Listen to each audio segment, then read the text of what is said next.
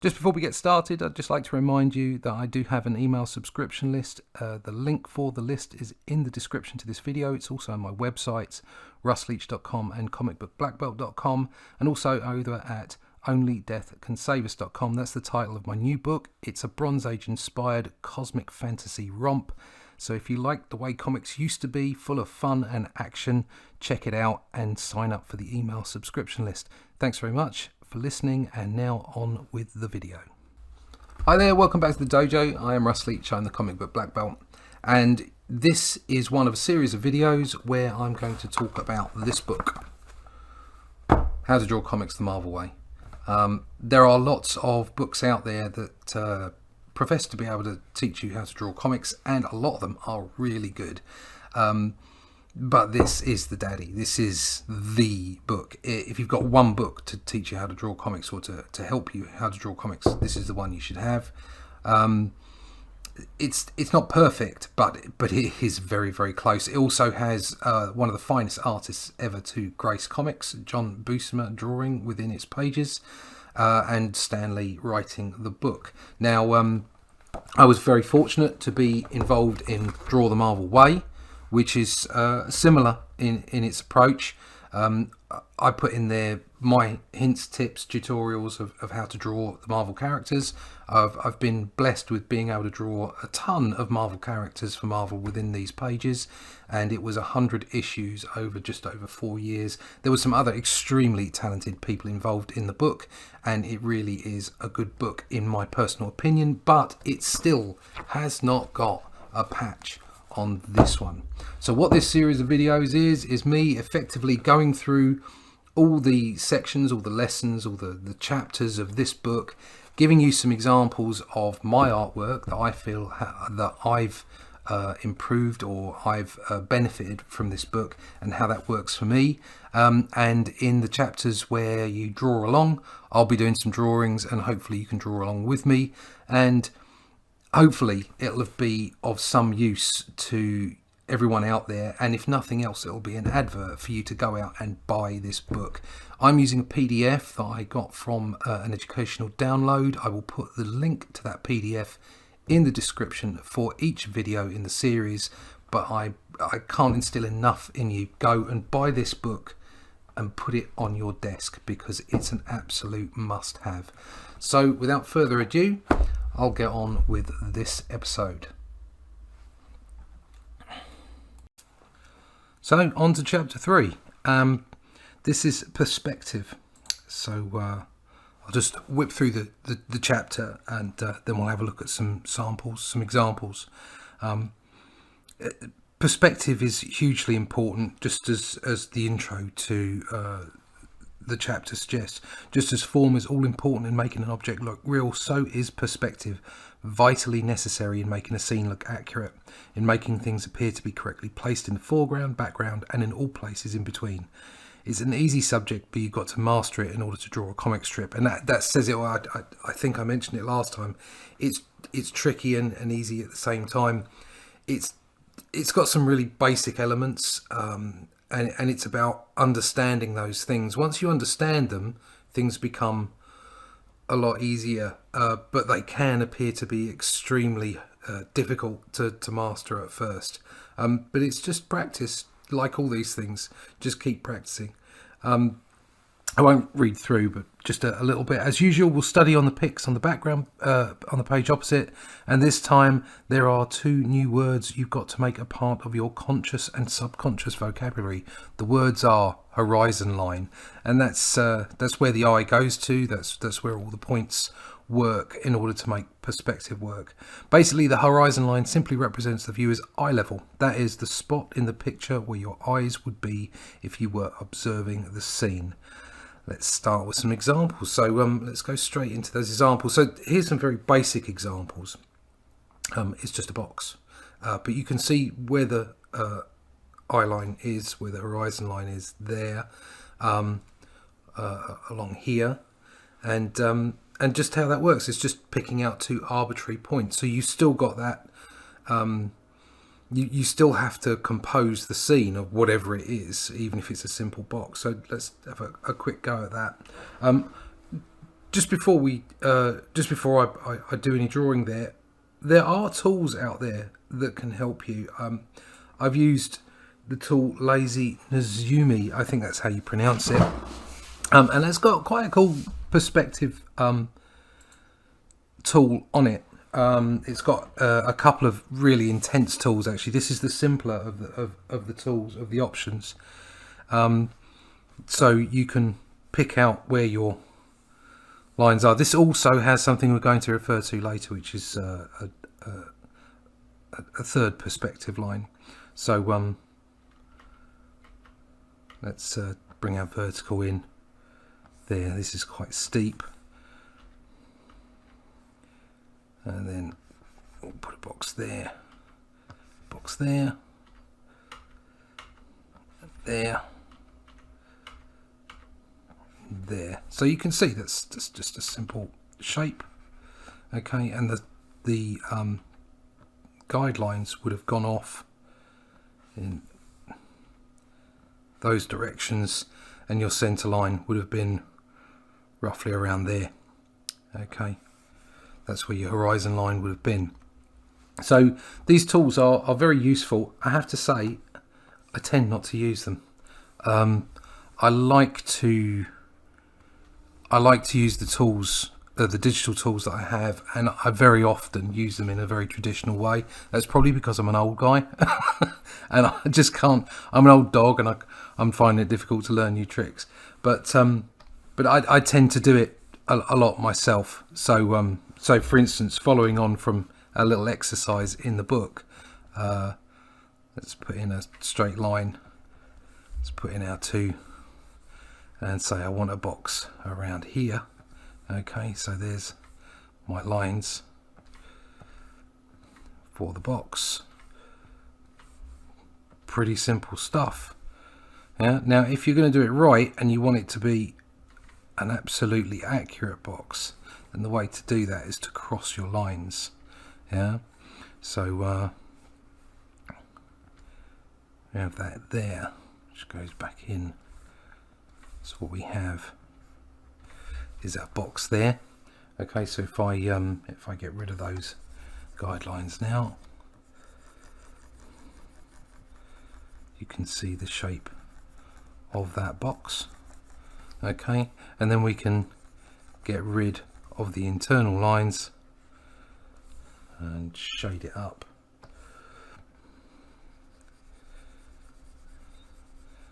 And you have a box. I mean, it's pretty simple stuff, pretty much as the example in the book shows you. Moving on though, I mentioned this last time. In the last chapter we spoke, or the last chapter was about solid objects and making things solid, giving them a shadow, giving them three-dimensionality, and that obviously perfectly leads into perspective as a subject matter, and that's exactly what they've done in this book, which is again why this book is so damn fantastic.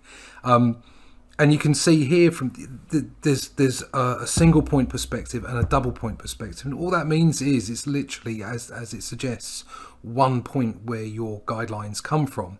So you have a single point of perspective, a single point of view.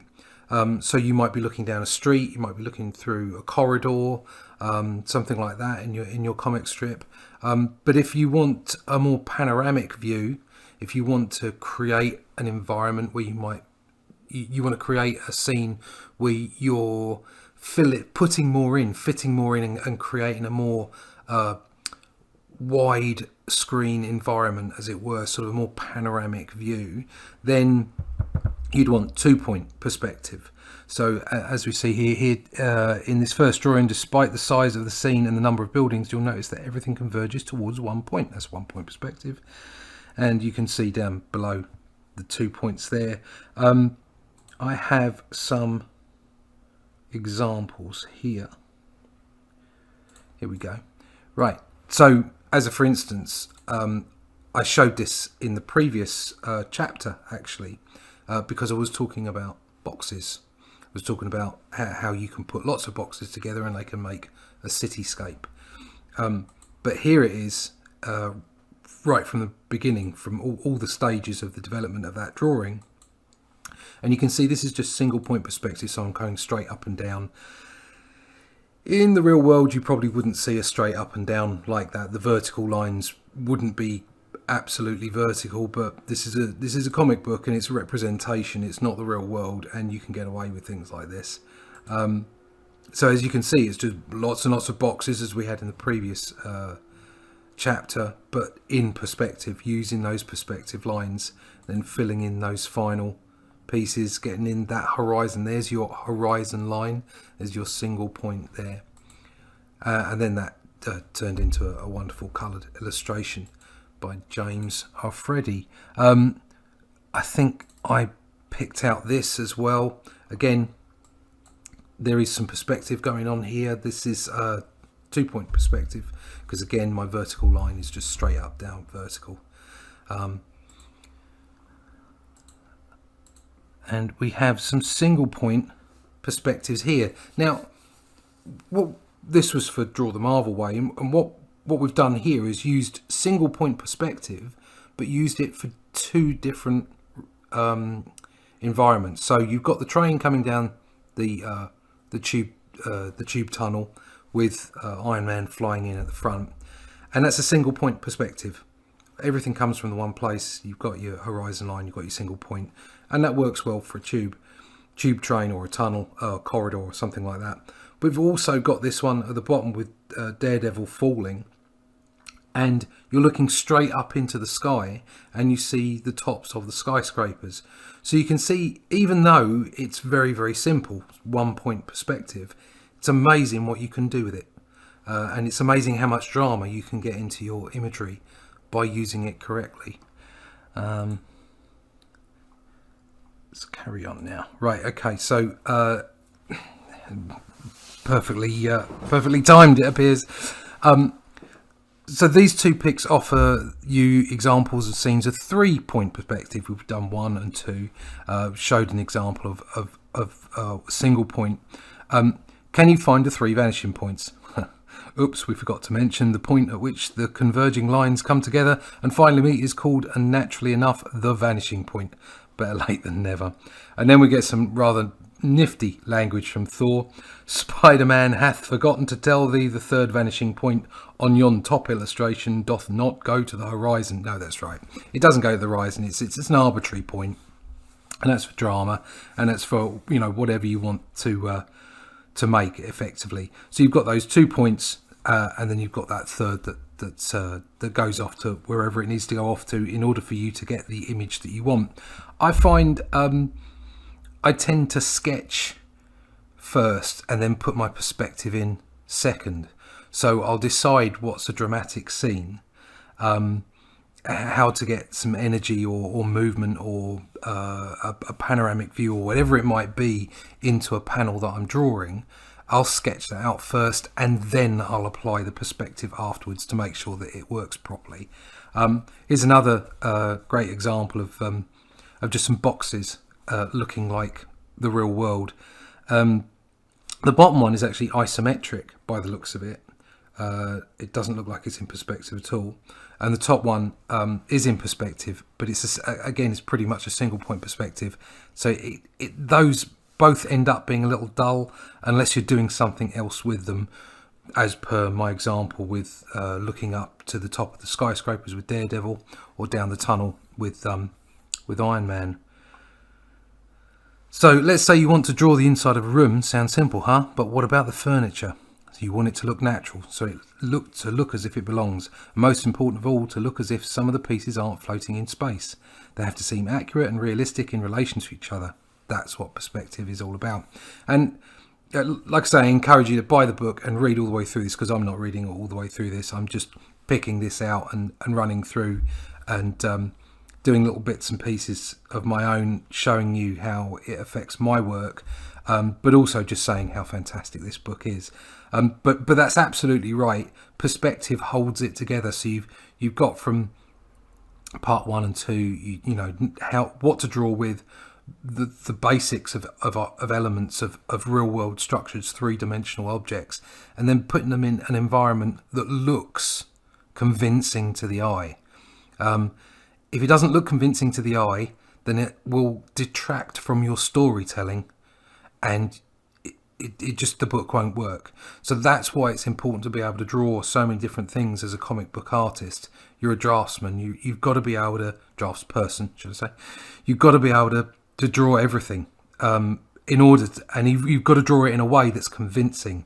So even if you're just flicking things in, it's still got to make sense, okay, to the eye, to the brain. So from there, you can cheat. Okay, so for instance, I have an example here where I cheated. Okay, so my perspective, I put my perspective in, but it wasn't quite working for the composition in the way that I wanted it to.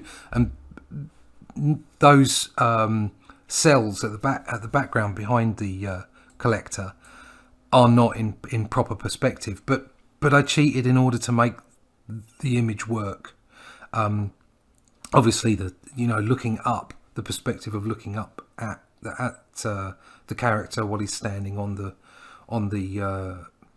platform, that works in perspective, but the items behind don't. But it's okay because it is a comic book. So I suppose the lesson is know the details, know the basics, know how to put these things together. And then you can cheat and you can make things look more dynamic, but in a convincing way. So, oops, I'll go back to this. Here we go. Right. Again, it's talking about shapes and shapes in perspective. There are lots of tools digitally for you to use, like the one I showed you. In the traditional world, you'd use these kind of guidelines, but again, there are plenty of tools in the real world as well. I've been using circle templates for years for all kinds of different reasons, design, layout, but also comic book work as well. Just use the tools that are available to you. Don't struggle. Try and get the best tools because it will speed your work up. Okay, so I'm just going to miss this page out because it's self-explanatory. And again, drawing these, I think there's some really pertinent things to be had here. So suppose you want to divide a wall into 5 equal parts, but to complicate the process, the wall is drawn in perspective with lines converging towards a distant vanishing point. You merely use the same procedure we demonstrated in example 2 above. Mark off 5 equal divisions on the side of the wall and then draw a straight line from corner to corner. There you go. Your points of division will be found exactly where your lines cross. Erase the original guidelines and you end up with your 5 vertical divisions, all in the correct perspective. So you can see by connecting up the points there, it's something similar to what I did in here when I was looking, when I used the perspective, where are we, to get the inside of the cube. Yeah, I used the perspective, so I crossed the lines with my guides, and that meant that I had the inside. So if I wanted to do a transparent cube, I could have done that. It isn't just 2 faces on the outside looking at you. You can actually get inside and see the real 3-dimensionality of the object that you're producing. We'll go on there. Right, so we've just got some examples, some lovely examples actually. Some 3-point perspective in that top example there, which is really quite lovely actually, and very dramatic. And also that one at the bottom, that 3-point on that is very dramatic as well. And this is where I think in particular this top right panel is where it's becoming convincing. Now this isn't dramatic perspective, but what it does is it draws you in because it's right, because it's correct. You don't look at it, you don't think about it. You're thinking about the character, you're thinking about what the character's thinking about, and possibly the group of characters in the foreground. Okay, but you're not thinking about the building, you're not thinking about the door or the fence, or anything else about that scene. Okay, because the perspective is correct. So it draws you in, and it means that you can tell your story without the danger of your reader, you know, being driven away from the focus of what you're trying to do, simply because the perspective is a little bit whiffy, and you know, it's pulling them straight out of the story. It's pulling them out of the the environment that the story's in. You don't want to make it a big deal, and having that ability, being able to draw perspective properly, and lots of other techniques within this book mean that you pull your reader in, and they get lost in the story. They're not looking at the environments and going, well, that doesn't look quite right, or for some reason their brain just isn't having any of it because you've not fooled the eye properly. So I've got a couple of examples of my work. So there's a Spider-Man there looking down, so that's 3-point perspective looking down onto the city streets. What else have I got here? That's like 3-point perspective looking up onto the skyscrapers as the character is jumping down towards you, and then some actual comic strip pages. So this is, again, this is the perspective on this. It's quite an extreme perspective because of the way the angle is, and because you're looking at the characters past some characters in the foreground. But again, like the previous one, it's the scene, the background is not the king in this. You're looking at the characters and their expressions and what's going on in the interplay between them, but it has to be right, otherwise it's just going to throw you out of the story. Again, the perspective lines on the wall there as it's moving away from the camera, from the viewer. And then this one, again, a very quiet moment. They're in a corridor there, they're chatting to each other, and there's some guards at the end of the corridor, but that perspective has to be right, or it's just going to throw you out of the story. I think I've got one final one, and this, you can't actually see it too easily, but you've got simple, straightforward perspective on that second panel there, and on the panel at the bottom you've got some 3-point perspective. It's only just 3 points. It's very subtle. But it's all there, and it has. You can see you've got floor and ceiling, so you've got your horizon line somewhere around here, okay, and your points, perspective points, are flying off the page either side, okay. But it's got to work because you're pulling everybody into the scene. You've got the two characters being teleported in the background coming through.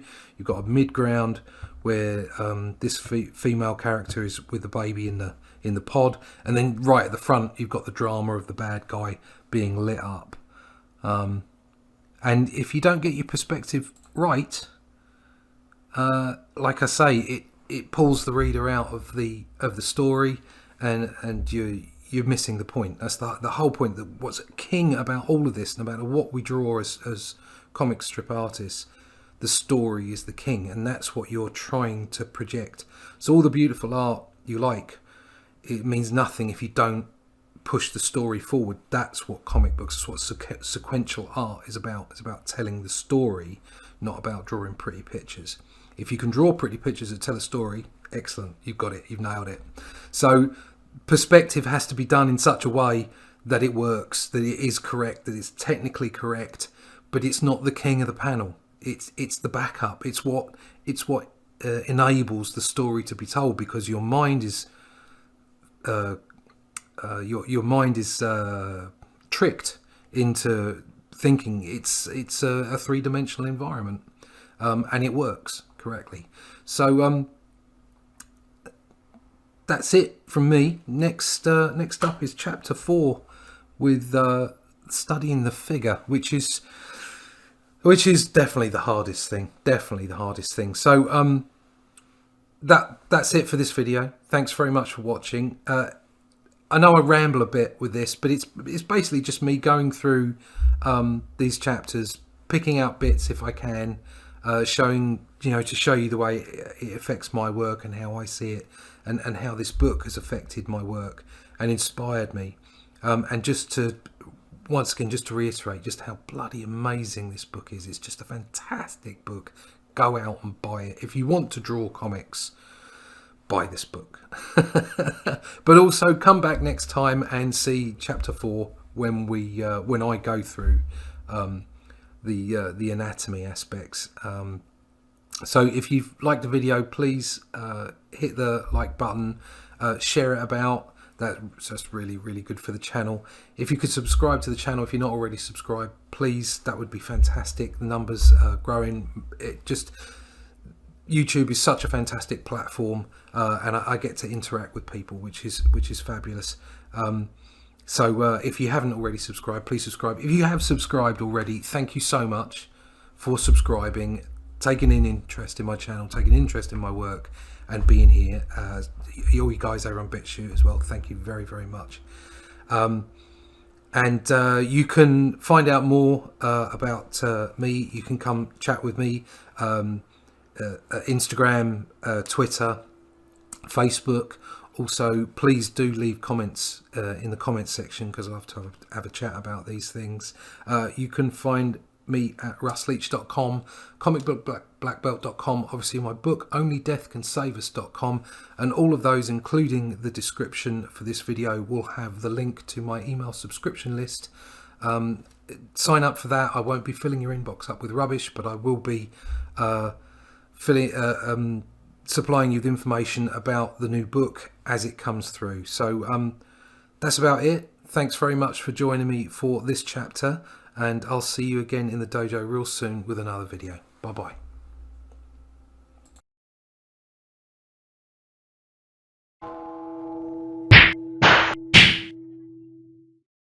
Thanks for watching Comic Book Black Belt. If you've enjoyed the content from this video, please like, share or subscribe, and come over and follow me on Twitter. It's been great having you in the dojo. See you again soon.